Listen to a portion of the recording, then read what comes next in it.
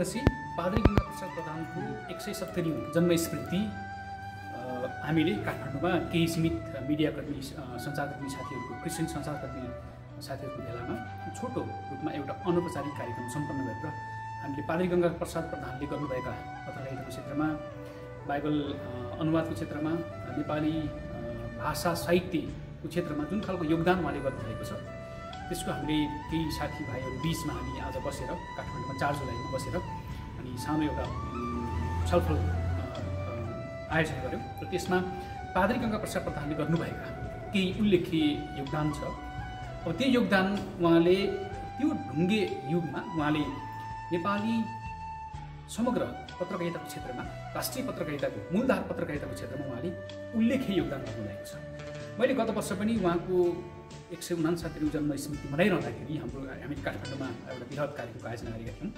त्यसमा के भनेको थियौँ भने पादरी गङ्गाप्रसाद प्रधान राष्ट्रले भुलेको अथवा राष्ट्रले बिर्सेको एउटा राष्ट्रको गहना हो। उनलाई आज राष्ट्रले किन बिर्सिराखेका छ भने उनी क्रिस्चियन भएको कारण, उनको नाम नै, उनको परिचय नै, उनको नामको अगाडि पादरी जोडिएको कारण उनलाई आज हाम्रो राष्ट्र नेपालले बिर्सिराखेको छ। राष्ट्रले बिर्सिँदा पनि तर उनको योगदानको चर्चा सधैँभरि नेपालको पत्रकारिताको क्षेत्रमा, इतिहासमा सधैँभरि अझ अमर रहिरहनेछ। र यो 170औं जन्म स्मृति हामीले मनाइरहँदाखेरि उहाँले गर्नुभएका कुराहरूलाई हामीले के यसरी वर्षमा एकपटक यही उहाँको जन्म स्मृतिलाई मनाएर मात्रै पर्याप्त हुन्छ त भन्ने प्रश्न हामी सञ्चारकर्मी साथीहरू बीचमा पनि हामीले छलफल गऱ्यौँ। र आगामी दिनमा काठमाडौँ राजधानीमा भएका सक्रिय मिडियाकर्मी, क्रिस्चियन सक्रिय मिडियाकर्मी अथवा सञ्चारकर्मी साथीहरूको सहभागितामा हामीले आगामी दिनमा, आगामी हप्तामा, आगामी दिनहरूमा एउटा उपत्यकाव्यापी क्रिस्चियन मिडिया सञ्चारकर्मी साथीहरूको भेलाले एउटा कमिटी फर्मेसन गर्ने, साङ्गठनिक रूपमा एक भएर पादरी गङ्गाप्रसाद प्रधानले गर्नुभएको योगदानको चर्चा गर्दै भविष्यका दिनमा हामीले पादरी गङ्गाप्रसाद प्रधानलाई कसरी हामीले सम्झिन सक्छौँ, पत्रकारिताको क्षेत्रमा जुन खालको योगदान उहाँले गर्नुभयो त्यसलाई निरन्तरता दिँदै उहाँले गर्नुभएको योगदानको प्रशंसा गर्दै आगामी दिनमा फर्मेसन हुने हाम्रो काठमाडौँ उपत्यकाको यो क्रिस्चियन सञ्चारकर्मीहरूको कमिटीले पक्कै पनि केही ठोस योजना लिएर हामी अगाडि बढ्नेछौँ भन्ने हामी यो यहाँहरू समक्ष हामी जानकारी गराउन चाहन्छौँ। त्यसका लागि हाम्रो आगामी दिनमा अब केही दिन पछाडि हामीले काठमाडौँमा एउटा भेलाको आयोजना गर्दैछौँ। त्यो भेलाले आगामी दिनमा मिडियालाई अब हामीले कसरी सुसज्जित हुँदै, सङ्गठित हुँदै हामी विभिन्न आफ्नो मिडिया सञ्चालन गरेर यसरी हामी आफ्नो ठाउँमा काम गरिरहेको अवस्थामा अब हामी एकीकृत भएर हामी कसरी अगाडि बढ्न सक्छौँ र उहाँले गर्नुभएको योगदानलाई सम्झिँदै हामीले आगामी दिनमा त्यही फर्मेसन, त्यही कमिटीबाट हुने जुन खालको उपत्यकाव्यापी एउटा सञ्चारकर्मीहरूको एउटा समूह हामीले सङ्गठन विस्तार गर्छौँ। त्यस पछाडि चाहिँ प्रत्येक वर्ष हामीले कुनै अथवा पादरी गङ्गाप्रसाद प्रधानको पत्रकारिता पुरस्कार घोषणा गर्न सक्छौँ। त्यस पछाडि अन्य कुनै उहाँले गर्नुभएका अन्य विविध क्षेत्रहरू छन्। उहाँ एउटा बहुआयामिक व्यक्तित्व हुनुहुन्थ्यो। उहाँले पत्रकारिताको क्षेत्रमा मात्र होइन, उहाँले नेपाली कृष्ण गीत सङ्गीतको क्षेत्रमा पनि उहाँको योगदान त्यत्तिकै छ। उहाँले नेपालको त बाइबल अनुवादको एउटा पिता नै हुनुहुन्छ नेपाली भाषामा, जसले नेपाली भाषालाई आज प्रत्येक नेपालीहरूको हातमा बाइबल हातमा पर्नुको योगदान, त्यसको पछाडि चाहिँ पादरी गङ्गाप्रसाद प्रधानको ठुलो योगदान रहेको छ। उहाँ नै नेपालमा पहिलोपटक आजभन्दा 100 वर्ष अगाडि बाइबल अङ्ग्रेजीलाई नेपालीमा अनुवाद गर्नमा उहाँले उल्लेख्य योगदान गर्नुभयो। त्यस मानेमा पनि उहाँ ऐतिहासिक व्यक्तित्व हुनुहुन्छ। यसकारण उहाँ एउटा बहुआयामिक व्यक्तित्व हुनुहुन्थ्यो र आज उहाँले गर्नुभएको योगदानलाई राज्यले त सम्झेन, क्रिस्चियन भएको कारण, पादरी भएको कारण, तर तिनै व्यक्तिहरूलाई हामी अब नयाँ पिँढीका सञ्चारकर्मीहरूले, क्रिस्चियन सञ्चारकर्मीहरूले सम्झिन आवश्यक छ। सञ्चारकर्मीहरूले मात्र होइन, उहाँले गर्नुभएको असल कामको अनुसरण गर्दै स्थानीय मण्डली, राष्ट्रमा भएका, नेपाल देशमा भएका र विश्वभरि फैलिएर रहेका नेपाली भाषी क्रिस्चियनहरूले पनि त्यो कुरामा अनुसरण गर्न आवश्यक छ। अनि अर्को कुरा, आज हामीले उहाँको जन्म स्मृति मनाइरहँदाखेरि उहाँले सन् 1851मा उहाँको जन्म भयो। 1901 मा उहाँले 31 वर्ष लामो गोर्खे खबर कागज प्रकाशन गरेर त्यसको सम्पादक बनेर उहाँले नेपालको पत्रकारिताको क्षेत्रमा उहाँले ठुलो योगदान गर्नुभयो। यसकारण उहाँ आदि पत्रकारको रूपमा अहिले पनि नेपाली पत्रकारिताको इतिहासमा उहाँको नाम स्वर्णिम अक्षरले लेखिएको छ। यसकारण आदि पत्रकारको रूपमा त्यतिखेर ढुङ्गे युगमा, अहिले त हामी डिजिटल युगमा छौँ, डिजिटल एजमा आइपुगेका छौँ। अहिले सम्भावना धेरै छ। अहिले हामीसँग थुप्रै प्लेटफर्महरू छन्। त्यतिखेर त पत्रिका निकाल्न, अहिले पनि हामीलाई पत्रिका प्रकाशन गर्न गाह्रो छ। तर आजभन्दा सयौँ वर्ष अगाडि उहाँले पत्रिका प्रकाशन गरेर 31 वर्षसम्म उहाँले, त्यही पनि गोर्खापत्रभन्दा केही वर्ष केही महिनाले होला है, म अलिक कन्फ्युज भएँ, केही महिनाले जेठो गोर्खे खबर कागज, हेर्नुहोस् त, यति ठुलो योगदान उहाँले पत्रकारिताको क्षेत्रमा, नेपालको पत्रकारिताको क्षेत्रमा उहाँले ठुलो योगदान गर्नुभएको छ। यसैले उहाँ आदि पत्रकार हुनुहुन्थ्यो। ढुङ्गे युगमा उहाँले स्रोत, त्यतिखेरको ढुङ्गे युगमा स्रोत साधन प्लेटफर्म नहुँदै पनि उहाँले 31 वर्ष लामो निरन्तर पत्रकारिता गर्नुभयो। तर हामीसँग त अहिले डिजिटल एजमा छौँ, हामीसँग स्रोत साधनहरू छ, अहिलेसम्म हामीसँग पर्याप्त छ। यो अवस्थामा चाहिँ अब हामीले अझै गर्ने हो कि? उहाँले त्यस्तो अवस्थामा त यति गर्नुभयो भने, यति धेरै गर्नुभयो, यति ठुलो उल्लेख्य योगदान पुर्याउनु भयो भने हामी किन नगर्ने भनेर आज नेपाली मण्डलीले, विश्वभरमा भएका नेपाली भाषी क्रिस्चियन सञ्चारकर्मीहरूले पनि यो कुरा अनुसरण गर्न आवश्यक छ। यसकारण उहाँ एउटा बहुआयामिक व्यक्तित्व हुनुहुन्थ्यो। उहाँको चर्चा वर्षमा एकपटक नेपालमा अथवा भारतमा नेपाली भाषीहरूले वर्षमा एकपटक मात्रै उहाँको यो स्मृति सभा आयोजना गरेर यो दिन मात्रै चर्चा गरेर पुग्दैन। अब उहाँले गर्नुभएका योगदानको नेपाली भाषी चर्चहरूले र नेपाली क्रिस्चियन मिडियाहरूले र सिङ्गो राष्ट्रमा भएका सिङ्गो मूलधारका पत्रकारहरूले, मूलधारका मिडियाहरूले पनि, मिडिया हाउसहरूले पनि उहाँले गर्नुभएको योगदानलाई कमसेकम वर्षमा एकपटक मात्रै चर्चा गर्नुहोस् न। रेडियोमा, टेलिभिजनमा, पत्रपत्रिकामा, मूलधारको मिडियामा, अनलाइन मिडियामा। खोइ त पादरी गङ्गाप्रसाद प्रधानले यत्रो योगदान गर्नुभयो, तर आजको दिनमा कहीँ पनि कुनै मिडियाले पनि न अपडेट राइटिङ लेखे, न उहाँको बारेमा कुनै समाचार, उहाँको बारेमा सामग्री बनाए। त्यसकारण यो दुःखको कुरा हो। संसारले, सेकुलर मिडियाले नसम्झे तापनि अब हाम्रो त्यो दायित्व चाहिँ आज हाम्रो काँधमा छ। हामीले उहाँले गर्नुभएका पत्रकारिताको क्षेत्रमा, गीत सङ्गीत, नेपाली क्रिस्चियन गीत सङ्गीतको क्षेत्रमा, नेपाली बाइबल अनुवादको क्षेत्रमा र अरू केही क्षेत्रमा जुन खालको योगदान उहाँले गर्नुभयो, एउटा बहुआयामिक व्यक्तित्व हुनुहुन्छ। उहाँले गर्नुभएको असल कामलाई, असल कामको चर्चा गर्दै मण्डलीले र क्रिस्चियन सञ्चारकर्मीहरूले यो अनुसरण गर्न आवश्यक छ। धन्यवाद। पादरी गङ्गाप्रसाद प्रधानको 170औं जन्मजयन्तीको अवसरमा छौँ। अनि यो दिनमा हामीले विगतमा विभिन्न कार्यक्रमहरू गरेर मनाएका थियौँ, र योपालि हामीले कोभिड-19को दोस्रो लहरको कारणले गर्दाखेरि हामीले राम्रोसँग कार्यक्रम आयोजना गरेर मनाउन नसके तापनि केही सञ्चारकर्मी साथीहरू भेटेर हामीले छलफल गऱ्यौँ। पादरीको जीवनबाट हामीले के सिक्न सक्छौँ। उनी पादरी मात्रै, पास्टर मात्रै नभइकन उनी आदि पत्रकार पनि हुन्। नेपाली भाषाकै पत्रकारिताको आदि पत्रकार पनि उनी भएको कारणले गर्दाखेरि हामी एउटा क्रिस्चियन मिडियाकर्मी भएको नाताले उहाँको जीवनबाट हामीले सिक्नुपर्ने कुराहरू के छन् त भन्ने बारेमा हामीले विभिन्न विषयहरू लिएर छलफलहरू गऱ्यौँ। अनि उहाँले हाम्रो क्रिस्चियन समुदायलाई नेपाली भाषाको पत्रकारिताको क्षेत्रमा जुन योगदान उनले गरेका थिए त्यसको परिचर्चा गर्दै हामीले अब आगामी दिनमा कस्तो रोल खेल्न सक्छौँ त भन्ने बारेमा हामीले छलफल गऱ्यौँ। निश्चय नै उनी धेरै प्रतिभाशाली मानिस थिए। विभिन्न क्षेत्रमा उनको योगदान रहेको हामी देख्छौँ। उनी पत्रकारिताको क्षेत्रमा नेपाली भाषाको पहिलो पत्रकार अघि नै भनिसकेँ मैले। उनी आदि पत्रकार मात्रै नभइकन उनले धेरै लामो समय 31 वर्ष जति चाहिँ उनले नेपाली भाषाको पत्रिका है, अहिले जुन गोर्खा खबर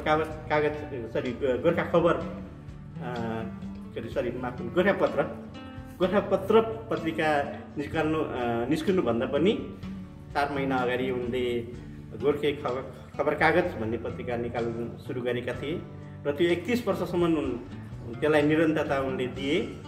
अनि अहिलेको यो जमानामा हामीलाई एउटा पत्रिका चलाउन धेरै गाह्रो भइराखेको अवस्थामा त्यो समयमा जहाँ चाहिँ जतिखेर पेपरहरू पाउँदैन थियो, प्रेसहरू त्यति राम्रो डेभलप भएको थिएन, त्यतिखेर धेरै गाह्रो थियो, समाचारहरू पनि पाइन्नथ्यो होला सायद। धेरै अप्ठ्यारो परिस्थितिका बावजुद पनि उनले 31 वर्षसम्म त्यो पत्रिकालाई प्रकाशन गरेको हामी देख्छौँ।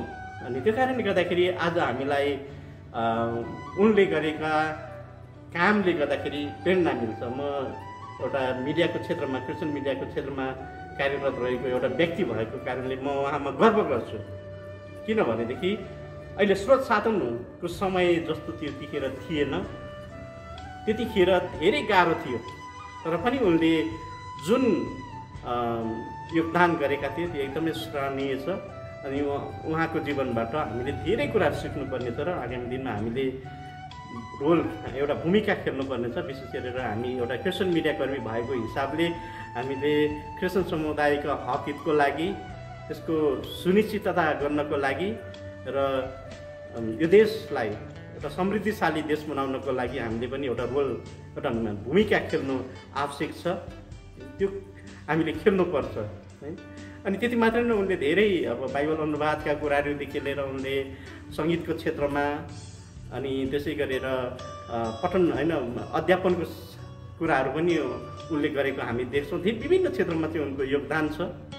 तर पनि नेपाल सरकारले नेपाली मानिस, नेपाली जातिले चाहिँ, नेपाली भाषी मानिसहरूले, विशेष गरी नेपालका मानिसहरूले चाहिँ उनलाई हामीले भुलिराखेको अवस्था छ। हामीले उनको योगदानलाई भुल्नु हुँदैन होला। उनी क्रिस्चियन थिए, एउटा पास्टर अथवा पादरी थिए होला, त्यो बेग्लै बाटो रह्यो। तर उनले खेलेको भूमिका चाहिँ राज्यले कहिले पनि भुल्नु हुँदैन। आगामी दिनहरूमा राज्यले त्यो कुराहरू महसुस गरोस्। उनलाई केवल आदि पत्रकारको रूपमा मात्रै एउटा दस्तावेजमा नलेखिकन उनको जन्म जयन्तीको अवसरमा, जन्मेको अवसरमा अथवा कुनै समयमा राज्यले कार्यक्रम गर्नुपर्छ भन्ने मलाई लाग्छ। विशेष गरेर मिडियाको क्षेत्रमा कार्यरत रहनुभएका पत्रकार मित्रहरूले चाहिँ उनलाई सम्झाउनुपर्छ, किनकि उनले योगदान होइन दिएका छन्। अनि त्यो कुराहरू चाहिँ हामीले भुल्नु हुँदैन भन्न चाहन्छु। र क्रिस्चियन समुदायले त झन् उहाँलाई भुल्न सक्ने ठाउँ नै छैन, हामीले भुल्नु पनि हुँदैन। त्यो कारणले गर्दाखेरि प्रिय हो, पादरीले जुन आफ्नो दौड पुरा गरेका छन्, उनले आफूले खेल्नुपर्ने भूमिका निर्वाह गरिएर गएका छन्। आज त्यो जिम्मेवारी तपाईँ र मेरो हातमा छ। अनि आज तपाईँ र मैले पनि त्यो भूमिका खेल्नु आवश्यक छ होला। तपाईँ पत्रकारितामा हुनुहुन्न होला, तपाईँ पास्टर अथवा मण्डलीको सेवकाईमा हुनुहुन्छ होला, तपाईँ भाषा सम्बन्धीको विज्ञ हुनुहुन्छ होला, सङ्गीतको क्षेत्रमा हुनुहुन्छ होला, अध्यापन गराउने क्षेत्रमा हुनुहुन्छ होला। त्यसमा रहेर तपाईँले कसरी रचनात्मक भूमिका निर्वाह गर्दै यो देशलाई एउटा समृद्धशाली बनाउनलाई, देशलाई एउटा स्वतन्त्र र अनि शक्तिशाली राष्ट्र होइन त नबनौँ, तर एकदमै सम्पन्नशाली राष्ट्र बनाउनको लागि हामीले एउटा रोल खेल्नुपर्छ, भूमिका खेल्नुपर्छ।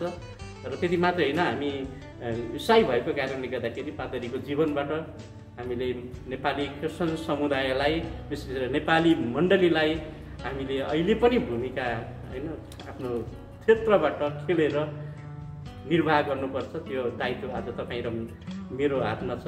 हामीले कसरी सक्छौँ, हामीले योगदान गरौँ भन्दै म फेरि पनि पादरी गङ्गा प्रसाद प्रधानको 170औँ जन्म जयन्तीको अवसरमा उहाँले गरेका योगदानलाई स्मरण गर्दै म यहाँहरू सबैसँग चाहिँ के अपिल गर्न चाहन्छु, हामीले खेल्नुपर्ने भूमिका खेलौँ र देश र क्रिस्चियन समुदायको लागि, हकको लागि, क्रिस्चियन समुदायको विकासको लागि हामीले कस्तो रोल खेल्न सक्छौँ, हामीले आफ्नो क्षेत्रबाट खेलौँ भन्दै मेरो सानो यो कुरा यहीँ राख्न चाहन्छु। हस्त धन्यवाद। जय मसीह। नमस्कार छ।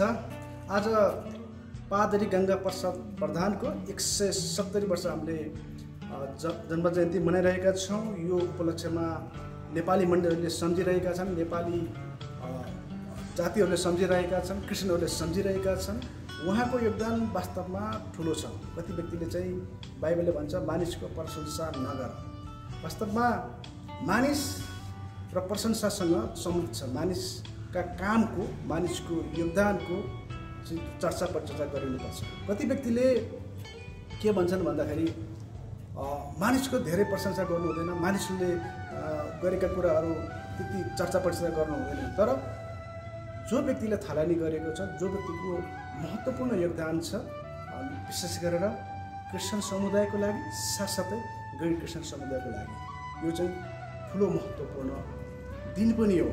र लक्ष्मीप्रसाद देवकोटाले एउटा गजबको कुरा भनेको छन्, मानिस ठुलो चाहिँ दिलले हुन्छ, जातले हुँदैन। यो भनाइ त उहाँले भन्नुभयो, तर अहिलेको अवस्थामा यो गरेको देखिँदैन। जातकै आधारले मानिसलाई भेदभाव गरिएको छ। वास्तवमा गङ्गाप्रसाद प्रधानलाई हेर्ने हो भने उनी एउटा नेवार समुदायको व्यक्ति थिए। यदि उनी देवकोटा वा अरू भएको भए के हुन्थ्यो होला भनेर हामी कल्पना गर्न सक्छौँ। एउटा ठमेलमा हुर्केको बच्चा जब ठुलो भएर 18-19 वर्षमा उसले पढ्न थाल्छ र परमेश्वर यीशु ख्रीष्टलाई विश्वास गर्छ र उसले बाइबल ट्रान्सलेसन अनि पत्रकारितामा, शिक्षकमा, गीतमा, सङ्गीतमा दार्जिलिङको डाँडाबाट उनले आफूलाई तिखार्ने काम, उनले योगदान दिने काम त्यहाँबाट गर्छ। तर दार्जिलिङबाट यता कटेपछि चाहिँ उनको योगदानलाई त्यति चर्चा गरिँदैन, किनभने उनको योगदान उनले जुन दिलबाट गरेका थिए उनीलाई जातको आधारले पनि यहाँ विभेद गरेको, राज्यले विभेद गरेको देखिन्छ। र यो चाहिँ लक्ष्मीप्रसाद देवकोटाले भने जस्तै दिलबाट गर्नुपर्ने थियो र उहाँको चाहिँ यो गरेको देखिँदैन। राज्यले सम्झिनुपर्ने दिन हो आज, राज्यले उहाँलाई कदर गर्नुपर्ने हो, तर राज्य मौन छ, राज्यलाई थाहा पनि छैन। यसै भिडियोबाट हामी आग्रह गर्न चाहन्छौँ, राज्यको ढोका ढोकाउन चाहन्छौँ, उहाँको भव्यता साथ उहाँलाई सम्झना गर्नुपर्छ। र यदि मोतीराम भट्टलाई र रामायण जो चाहिँ भानुभक्त आचार्यले चाहिँ हामीले सम्झिन्छौँ, तर बाइबल ट्रान्सलेसन गर्ने र नेपाली भाषामा योगदान दिएको व्यक्तिलाई सम्झना नगरिनु र यसरी चाहिँ विभेद गरिनु चाहिँ राज्यले, सरकार पक्षले, अरू विभिन्न सेकुलर मिडियाहरूले यो चाहिँ उनको लागि अन्याय हो। बाइबलले भन्छ, जसको निम्ति तिमीहरू बोल्न सक्दैन उसको निम्ति बोल। अब पादरी कहिले पनि आउँदैनन् र उनले यो कुरा उठाउन सक्दैनन्, तर जति हामी छौँ मिडियाकर्मीहरू, हामीले निरन्तर रूपमा वर्षौँ नै उहाँको जन्म जयन्तीमा हामीले आवाज उठाइरहेका छौँ। एक दिन अवश्य नै यो भव्यता साथ राष्ट्रियता उहाँको जन्म जयन्ती राष्ट्रिय रूपमा मनाइनेछ अनि त्यसपछि उहाँको योगदानको चर्चा गरिनेछ र उहाँलाई आदर जुन प्रकारले गरिनुपर्ने हो, सेकुलर प्रकारले, क्रिस्चियन प्रकारले गरिनुपर्ने छ र गरिनुपर्छ नै एक दिन राज्यले र मिडियाकर्मीहरूले पनि। यही भन्दै आज तपाईँहरूको बिचबाट म बिदा हुन चाहन्छु। धन्यवाद। आदरणीय दर्शकवृन्द, जय मसीह तथा नमस्कार। आज जुलाई 4 तारिक विशेष गरी नेपाली इसाई जगतमा ठुलो योगदान पुर्याएर यो संसारबाट अस्ताउनु भएका पादरी गङ्गाप्रसाद प्रधानको जन्म जयन्ती 170औं जन्म जयन्ती आज लगभग यो नेपालमा केही क्रिस्चियन मिडियाकर्मीहरूले मनाएका छौँ र दार्जिलिङ लगायत इन्डियातिर पनि केही ठाउँमा मनाइरहनु भएको छ।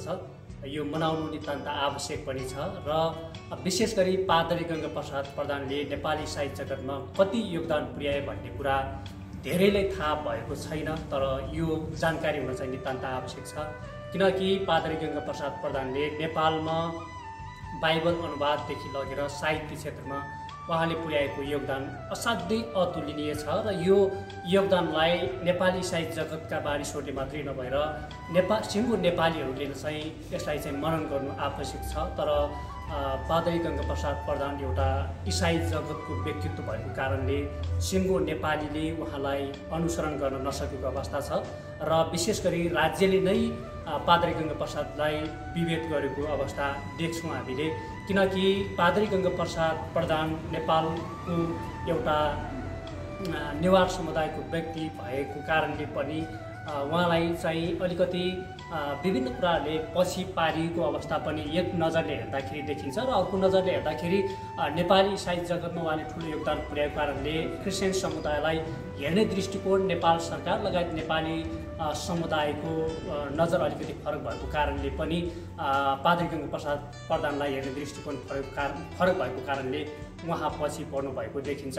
तर यो भन्दैमा नेपाली साहित्य जगतले चाहिँ उहाँलाई भुलेको छैन र हामीले प्रत्येक वर्ष उहाँको जन्म जयन्ती मनाउँदै आइराखेका छौँ। यो मनाउनु आवश्यक पनि छ र आज हामीले विशेष गरी काठमाडौँमा रहेका क्रिस्चियन मिडिया कर्मीहरूले केही सानो कार्यक्रम गरेर उहाँको सम्झनामा केही छलफल गऱ्यौँ र आउने दिनहरूमा पनि पादरी गङ्गाप्रसाद प्रधानको जन्म जयन्ती लगायत उहाँको सम्झनामा हामी विभिन्न कार्यक्रमहरू गर्दै अगाडि बढ्नेछौँ र नेपाली क्रिस्चियन मिडियालाई चाहिँ हामी आफ्नो तर्फबाट निरन्तर अगाडि लैजानलाई हामी निरन्तर प्रयास गर्नेछौँ र विशेष गरी यस पादरी गङ्गाप्रसाद प्रधानको 170औं जन्म जयन्तीको अवसरमा तपाईँहरू सबैजनालाई शुभकामना होस्। धन्यवाद। जय मसी।